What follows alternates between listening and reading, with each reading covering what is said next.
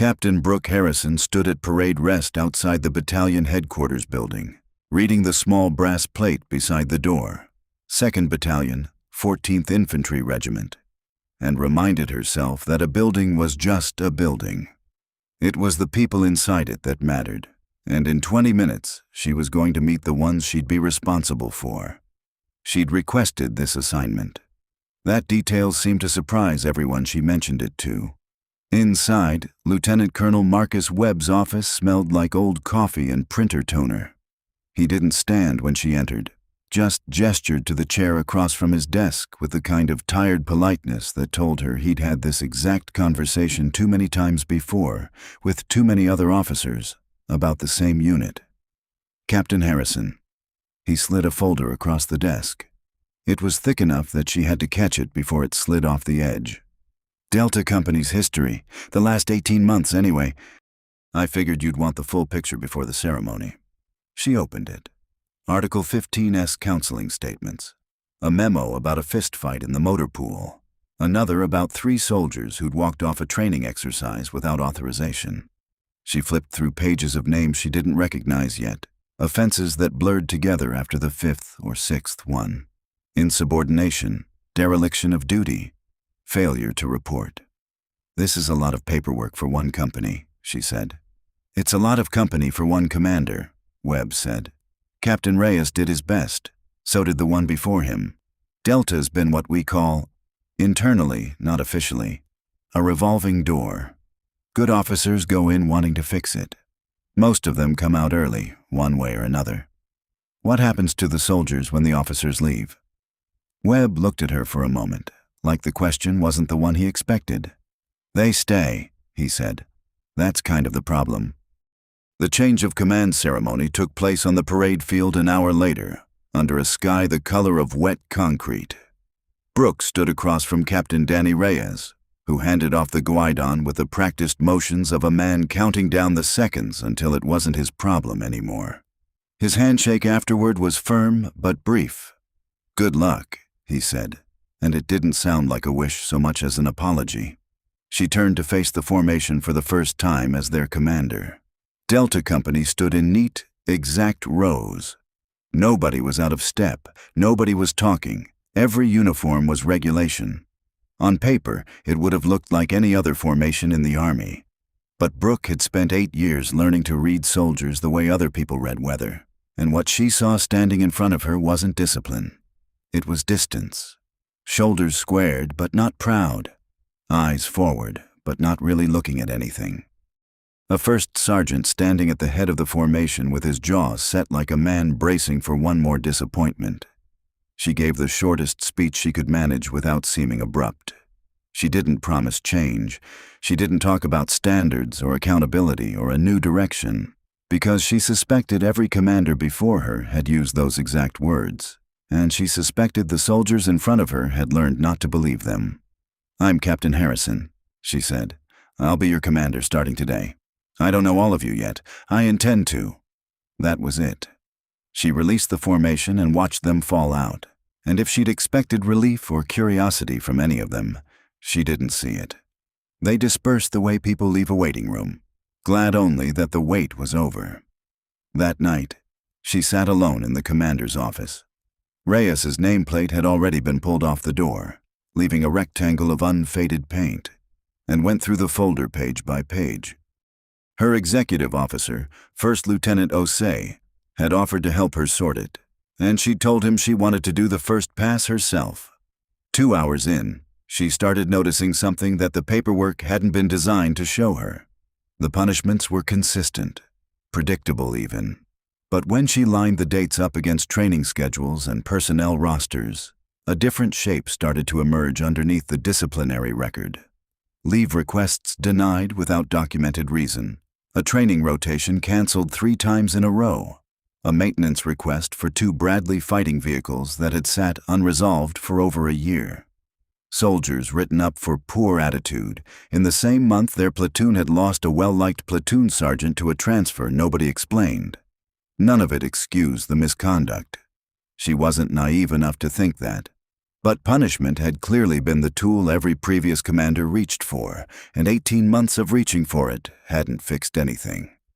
The company was worse than when Reyes had taken over, if the paperwork was any measure.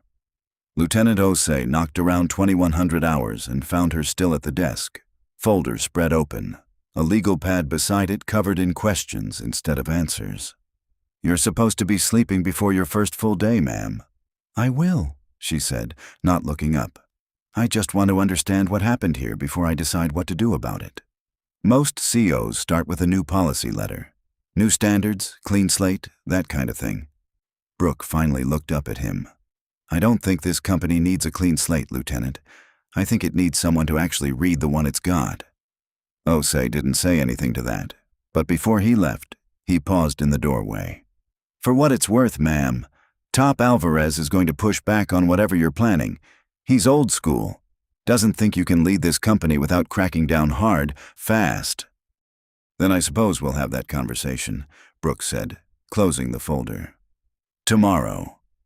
First Sergeant Ray Alvarez had been in the Army for 19 years, and in that time he'd developed a theory. Soldiers respected structure, and structure came from consequences. He'd watched 3 commanders try different philosophies on Delta Company, and the 2 who'd tried to be soft had lost the formation within a month.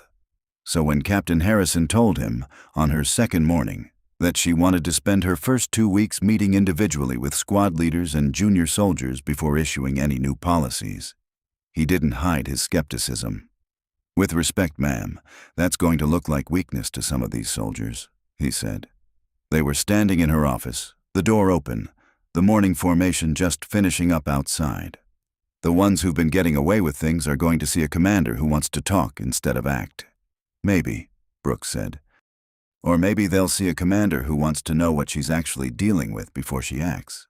"Top, I read 6 months of your counseling statements last night. Half of them read like symptoms. I want to understand the disease before I start treating it." Alvarez didn't look convinced, but he didn't argue further. He'd give her the 2 weeks. He didn't say so, but Brooke suspected he was quietly timing how long it would take for things to fall apart. She started with the squad leaders, one at a time, in 20-minute blocks. No agenda beyond a single question. What's it actually like to serve in this company? The answers were remarkably consistent, even from soldiers who'd never spoken to each other about it. Staff Sergeant Devin Marsh, a squad leader in 2nd Platoon, told her that training got canceled so often his soldiers had stopped preparing for it. Why bother zeroing weapons for a range that would get scrapped 2 days before?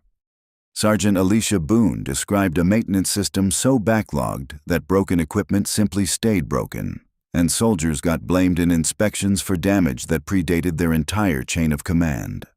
More than one NCO mentioned a platoon sergeant named Reyes, no relation to the outgoing captain, just an unfortunate coincidence of names, who'd raised concerns 8 months earlier about safety violations during a live fire exercise, and who had been transferred out within 3 weeks. Nobody had an official explanation. Everyone had a theory. By the 4th day, Brooke understood something the paperwork alone hadn't told her. This wasn't a company full of bad soldiers. It was a company that had learned, through repeated and consistent experience, that effort didn't matter and honesty was dangerous. The meeting that stayed with her longest wasn't with an NCO. It was with Specialist Denise Ruiz. Ruiz's file was one of the thickest in the folder. 3 counseling statements in 4 months, a reputation, according to Alvarez, as the mouth of the company. Brooke had expected someone defensive, maybe combative. Instead, she found a 24-year-old soldier who sat ramrod straight in the chair across from her desk, answered every question with clipped precision, and radiated the specific exhaustion of someone who'd stopped expecting to be believed.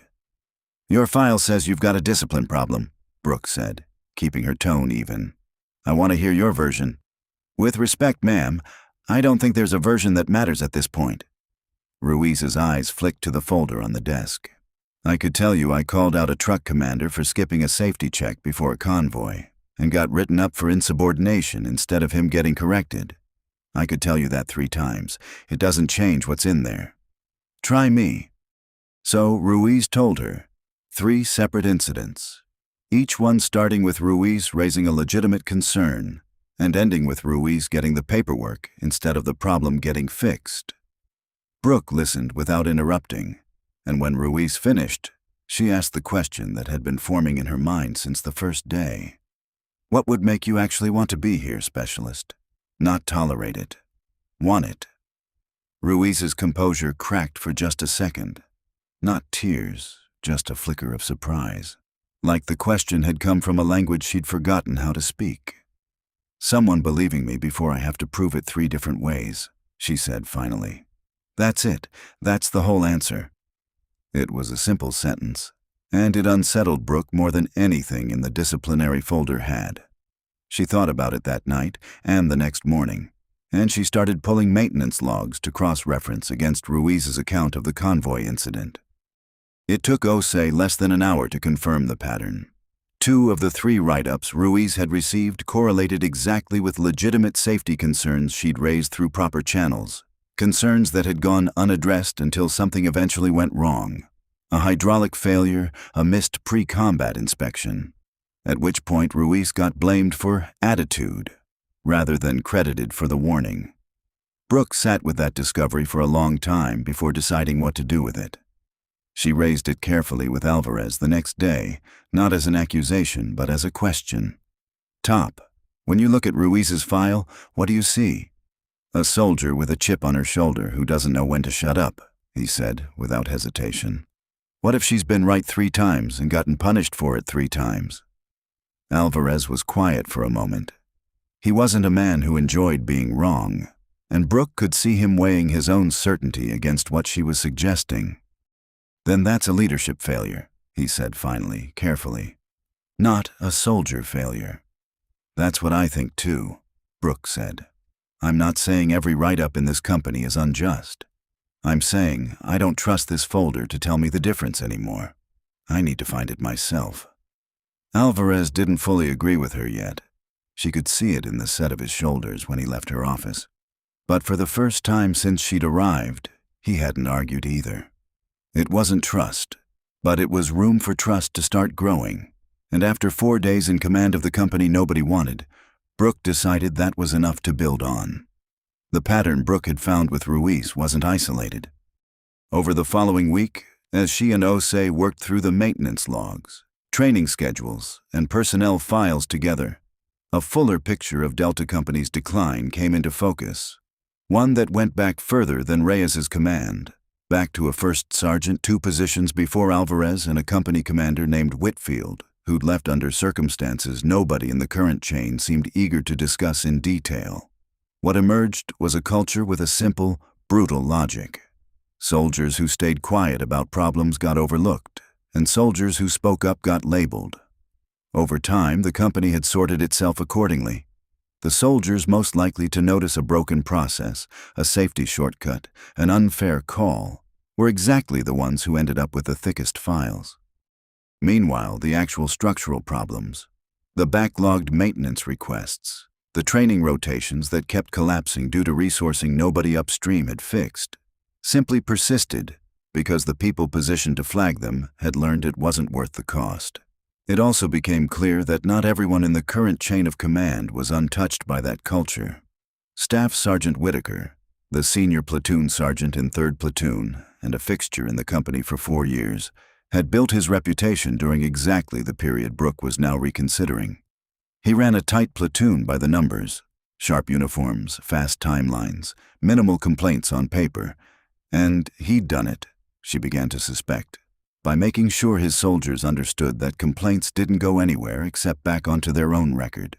She didn't confront him immediately. She spent time in his platoon's formations first, watched the way soldiers answered him, correct, fast, and entirely without warmth. She reviewed his counseling statements against Ruiz's pattern and found echoes of it, smaller but present. The confrontation, when it came, happened in her office with the door closed. I've been looking at how 3rd Platoon handles reporting, Brooke said. I want to understand your process when a soldier flags a problem to you. Whitaker's answer was smooth, rehearsed in the way that told her he'd given some version of it before. I handle things at my level, ma'am. Keeps things efficient. Not everything needs to go up the chain. Efficient for who? For the platoon. For you, frankly. You don't want every minor gripe landing on your desk. I don't want minor gripes on my desk, Brooke agreed. I want to know when equipment's unsafe or a soldier's being treated unfairly. Those aren't gripes, Sergeant. Those are exactly the things I need to hear about, and I've found at least 4 instances in the last year where they didn't reach me until something had already gone wrong. Whitaker's jaw tightened. With respect, ma'am, I've kept this platoon running better than the other 2 for years. I don't think it's a coincidence that the platoon with the least drama on paper is the one you're now questioning. I think it might be exactly the reason I should be questioning it, Brooke said quietly. It wasn't a comfortable meeting, and it didn't end in agreement. 2 days later, Brooke made a decision that cost her something she hadn't expected to spend so early: political capital with her peers. She recommended Whitaker for reassignment outside the company, framing it plainly in her documentation as a difference in leadership philosophy rather than misconduct. But the message inside the battalion moved faster than the paperwork. Within a week, she heard secondhand that other company commanders were calling her soft, or worse, accusing her of punishing a squared-away NCO to make a political point about toxic leadership, that most of them considered an overused phrase from a mandatory training slide. Alvarez, to her surprise, defended her in a conversation she wasn't meant to overhear, telling another first sergeant in the motor pool that he'd seen Whitaker's platoon up close for 2 years, and the numbers had always looked better than they felt. It wasn't a full endorsement of Brooke's methods, but it was Alvarez, for the first time, standing somewhere other than neutral ground. The same week, Brooke made a set of changes that had nothing to do with discipline at all. She canceled the disciplinary board that had been scheduled for 3 soldiers, whose write-ups she now believed were retaliatory rather than earned, and instead resubmitted the 2-vehicle maintenance backlog as a priority request, personally walking it to battalion maintenance and asking, not demanding, why it had sat untouched for over a year. She restored a training rotation that had been canceled twice, and she told Osei to set up a standing weekly time, unstructured, where any soldier in the company could come talk to her without going through their platoon sergeant first. It didn't fix anything overnight. Ruiz, when she heard about the meetings, remained visibly guarded. She showed up to the first one, said little, and left early, as though testing whether the room would still be there the following week. But 2 vehicles came back from maintenance 19 days later, running for the first time in over a year, and when the mechanics rolled them into the motor pool, Brooke noticed something she hadn't seen in her first week in command: soldiers actually stopping to look. 3 weeks before the multinational exercise, Lieutenant Colonel Webb called Brooke into his office for a conversation that didn't pretend to be casual. "I've been getting questions," he said, without preamble. "About Delta. About you canceling boards, moving NCOs, spending your first month having conversations instead of handing out consequences. I told them I trusted your judgment. I'd like that to still be true in 3 weeks. It will be, sir. Understand something, Captain. I don't doubt your intentions. I doubt your timeline. You inherited the worst-performing company in the brigade, and in 5 weeks you've reorganized how it thinks about leadership. That's not nothing. But the exercise doesn't care how far you've come. It cares whether Delta can execute under pressure in front of a room full of foreign observers and my boss." He closed the folder in front of him, a newer, thinner one than the one he'd handed her on day 1. "You've got 1 field training rotation left before we go. I'd suggest you make it count." She left his office with his warning sitting heavier on her than she let herself show. The rotation was scheduled as a 2-night field exercise simulating a defensive position under contact, culminating in a nighttime displacement, moving the company's vehicles and equipment to a new position under time pressure, in the dark, with degraded communications built into the scenario on purpose. It was exactly the kind of exercise that exposed whether a unit's discipline was real or cosmetic. Under stress, in poor visibility, with radios crackling half-static, soldiers either trusted their leaders and each other, or they didn't, and there was no faking it. The first night went reasonably well. It was the second night during the displacement that things went wrong. One of the two Bradleys that had finally come back from maintenance threw a track less than an hour into the movement, blocking a narrow access route the rest of the convoy needed to clear before the simulated enemy's artillery window, a training constraint set by the observer controllers, closed on their position. In the dark, with the vehicle commanders shouting over degraded comms and soldiers scrambling with flashlights they weren't supposed to need, the platoon responsible for recovery found itself short a squad leader. Staff Sergeant Marsh had gone down awkwardly disembarking from a Humvee and was being treated for what turned out to be a sprained ankle out of the fight for the rest of the night. For a company with Delta's history, this was precisely the kind of moment where things used to fall apart. A missing leader, a stalled vehicle, a ticking clock, and 18 months of institutional memory telling soldiers that initiative got you written up and mistakes got you blamed. Brooke, observing from the company command post with Alvarez beside her, felt her stomach tighten as the radio traffic turned chaotic. She had to fight the instinct to drive out to the site herself and take control. It would have been the fastest fix. It would also have told every soldier watching that nothing had actually changed, that when it mattered, the company still needed rescuing from above instead of solving things themselves. "Do I go out there?" she asked Alvarez, low enough that only he could hear. He was quiet for a second, watching the map board where a runner had marked the stalled vehicle's position. "Your call, ma'am. But if you go out there and fix it yourself, they'll remember that the next time something breaks too. Might be worth seeing what they do first." It was, she realized, the first time Alvarez had ever advised her toward patience instead of control. She held the position, listening. On the radio, a voice she recognized cut through the confusion.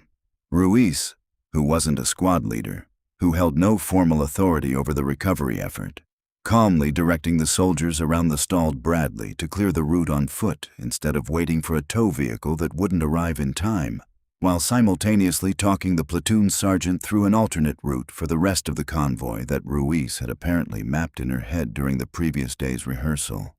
It wasn't polished. Her voice cracked with the effort of being heard over crossed transmissions, and at one point she had to repeat an instruction 3 times before someone acknowledged it. But she didn't stop, and she didn't wait for permission. Behind her, another soldier, a Private Brooke barely recognized by name, took initiative Brooke hadn't authorized and hadn't expected.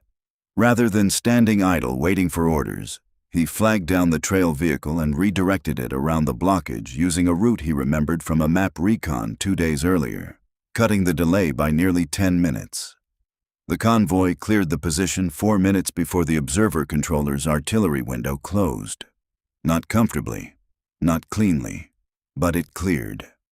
When the after-action review convened the next morning, the observer controller, a major from Brigade Brooke had never met, noted the equipment failure and the leadership gap without softening either point.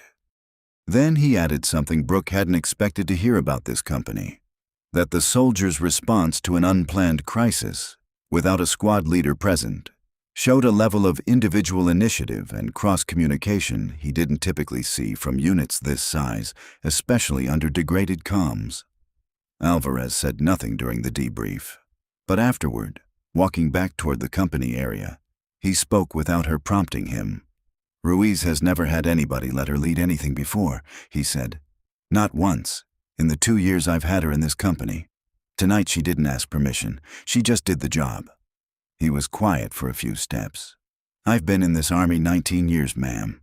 I still think discipline matters more than most people want to admit these days. But I watched a specialist with 3 write-ups in her file hold a route open last night because she trusted that doing the right thing wouldn't get her hurt for it." He glanced at her. "That's new. That wasn't here 5 weeks ago." Brooke didn't say anything right away. She was thinking about the folder Webb had handed her on her first day, thick with proof of everything wrong with this company, and how little of what she just watched would have fit inside it. "No," she said finally. "It wasn't. The multinational exercise ran for 6 days at a training area 2 hours from post, alongside units from 3 partner nations. Delta Company arrived with a reputation that had preceded it. Brooke knew that much from the careful, neutral way the brigade staff introduced her at the initial coordination meeting. The kind of introduction that avoided saying anything at all rather than risk saying something true. She didn't try to change that reputation with words. She let the 6 days do it. There was no single dramatic moment that turned things around. No scene that would have made a good highlight reel. What happened instead was smaller and, to Brooke, more convincing. A communications NCO from 1st Platoon caught a coordination error with the partner nation unit's radio frequencies before it became a problem and reported it up the chain instead of quietly working around it. A young private, manning a checkpoint during a simulated civilian contact scenario, made a judgment call that deviated from the exact letter of his orders because the situation on the ground had changed, and instead of hiding the deviation, briefed his squad leader on exactly why he'd made it. Staff Sergeant Boone's squad, responsible for a resupply run that hit a scheduling snag with a partner unit, solved the conflict through direct coordination rather than escalating it into a complaint that would sit unresolved for a week, the way the old Delta Company's problems used to. None of it was flawless. Brooke watched her soldiers make mistakes throughout the exercise. A missed report here, a delayed response there. But the mistakes got surfaced instead of buried, and corrected instead of punished. And by the 4th day, she noticed something in the way her NCOs talked to their soldiers that hadn't been there during her first week in command. Soldiers volunteering problems before they were asked.